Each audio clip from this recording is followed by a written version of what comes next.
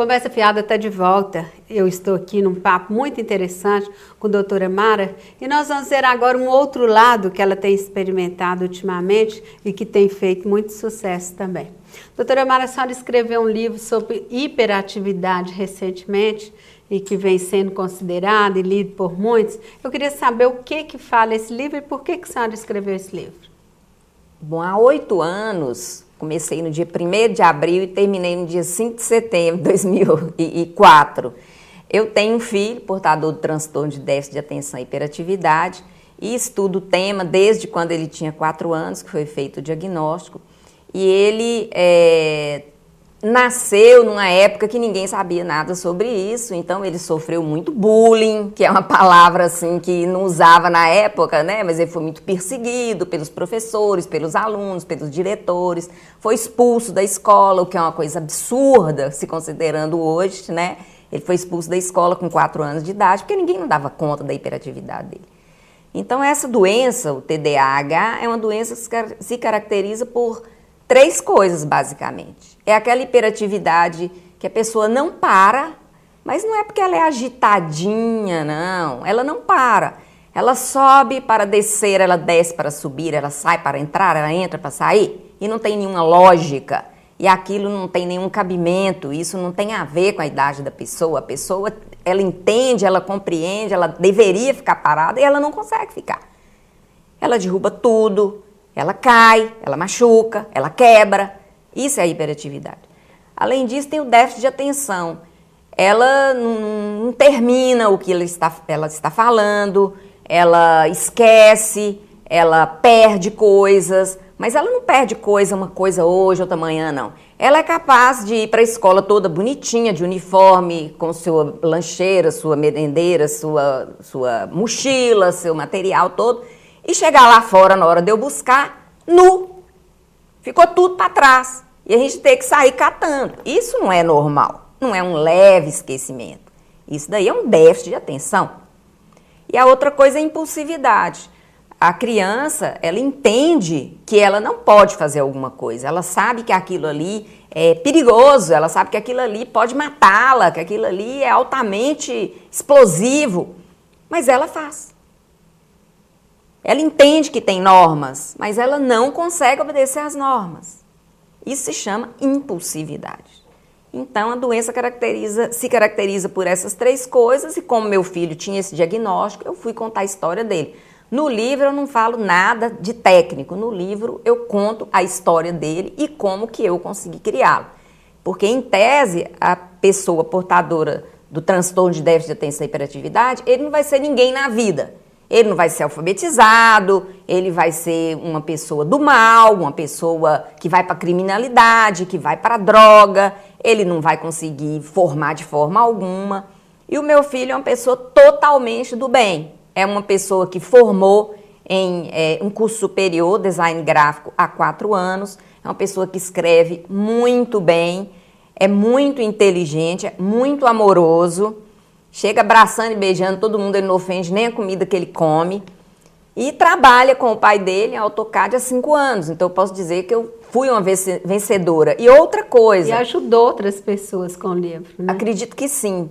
Outra coisa que aconteceu muito interessante é que muita gente apontou o dedo e falou assim, mas você vai discriminá-lo, você vai colocar o nome dele, vai rotulá-lo. E isso vai ser ruim. Não, ele era o doido. Aí ele passou a ser o hiperativo e foi muito mais bem aceito pela sociedade.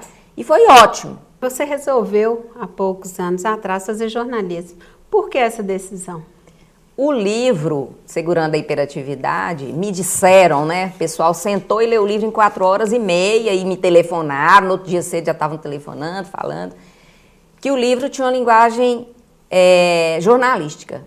Por esse motivo eu fui fazer o jornalismo e me apaixonei pelo jornalismo e quis ver o outro lado. Não só a parte literária, mas também aquela questão da entrevista, que é o que você está fazendo comigo aqui, eu estou doida para fazer com você, né? Perguntar para você as coisas também.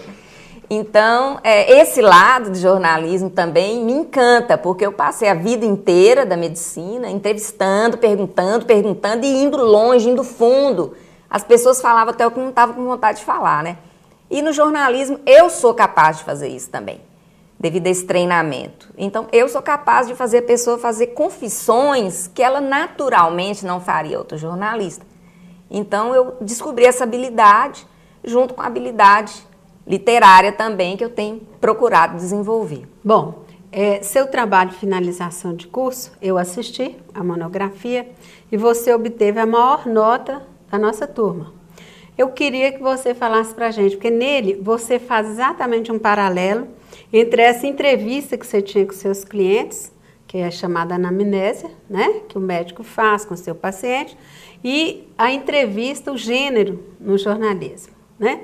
Eu queria que você comentasse por que você fez isso, quais as conclusões ou o que você tirou disso, tá? E que paralelo existe entre essas duas entrevistas. Eu fiz justamente isso, entrevista, paralelo entre a entrevista médica e a entrevista jornalística. A entrevista médica e a entrevista jornalística tem muita coisa em comum, muita coisa em comum. A questão é que a entrevista médica, ela é feita para ficar guardada e a entrevista jornalística é feita para ser publicada. Essa é a grande diferença. Mas no íntimo, muitas coisas são parecidas, porque embora o jornalista espere pelo entrevistado, igual deve ter sido o seu caso, né? Aqui não foi muito bem assim não, mas geralmente é assim. O jornalista espera pelo entrevistado e o médico é esperado pelo cliente. Geralmente, o jornalista quer saber um tanto de coisa que o entrevistado não quer contar, de um modo geral, não hoje que eu estou falando até muito. E no caso do médico, é o contrário, o médico está puxando coisa e o cliente está segurando ali, mas não tanto, porque há coisas que ele precisa falar. Então, no final do estudo, eu descobri que há muitas coisas semelhantes, só que uma é para ficar guardada e a outra para ser publicada. Um interessa para dar um diagnóstico e uma conduta, um tratamento, e o outro para matar a curiosidade alheia ou até ser histórica, né? E esclarecer uma série de coisas e ficar aí para sempre. Mara, eu queria te agradecer, eu adorei bater esse papo com você. Queria desde já te convidar, eu queria tratar de um assunto com você que é a obesidade, e que eu acho que é uma coisa que tem crescido muito, né, e com consequências muito duras para a saúde, e você é um especialista nesse assunto. Eu vou te chamar depois para a gente falar sobre esse assunto. Queria te agradecer e dizer que é muito bom bater papo com você. Eu que agradeço, muito feliz de estar aqui junto com você e quem sabe a gente inverte uma hora e eu vou te fazer as perguntas e te apertar para você responder. Vai ser um prazer. Conversa Fiada fica por aqui. Um grande abraço a vocês e nós voltamos no nosso próximo programa.